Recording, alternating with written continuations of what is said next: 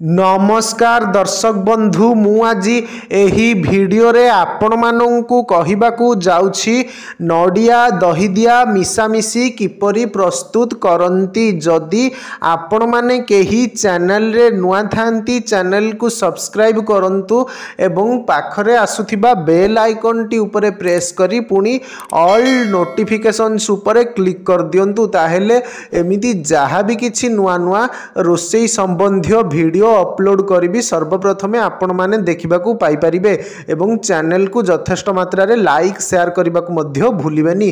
ताहेले चलंतु देखिनबा नडिया दहीदिया मिसामिसी किपरि प्रस्तुत करंती एवं एथिपाई कौन कौन सामग्री प्रथमे नेबाकू हुए।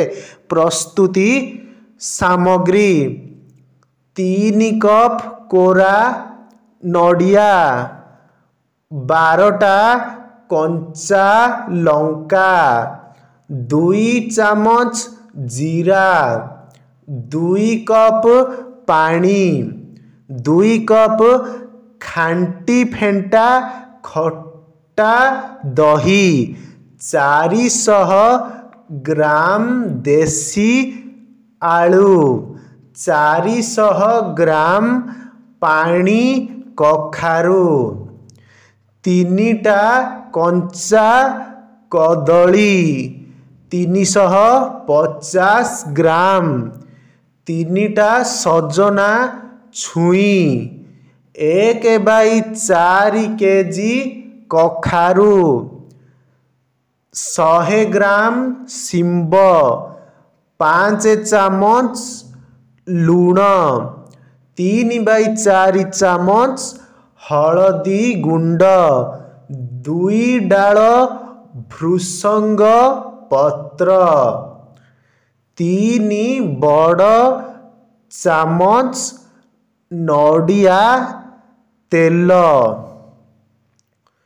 प्रणाली नडिया लंका जीरा को 1 कप पानी छिंची एकाठी बाटी दियंतु।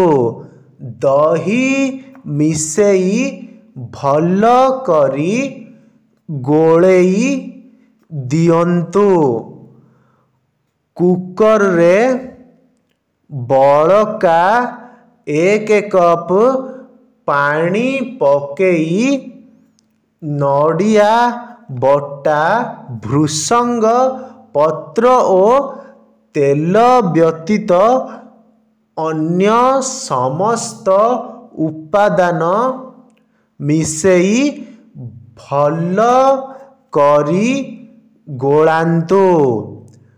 कुकर बंद करी आंच तेजी दियंतु संपूर्ण प्रेशर आसीबा पर्यंत।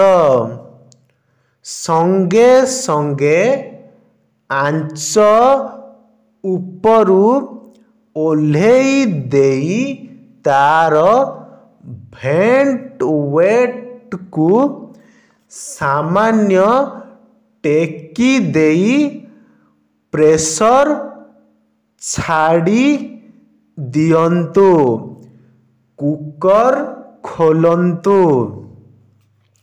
नडिया बटा भृसंग पत्र मिसेई भल करी घांटी दियंतु। परिबा इत्यादि थिबा कुकर को तेज आंचरे बसेई फुटी आसीबा पर्यंत अपेक्षा करंतु। आंच कमेई देई प्राय 2 मिनिट धीरे धीरे फुटिबाकू दियंतु। एथर आभियाल को परसिबा पात्र को काढ़ी नेई ता उपरे तेल ଛିଞ୍ଚି ଦିଅନ୍ତୁ। ଗରମ ଗରମ ପରସନ୍ତୁ।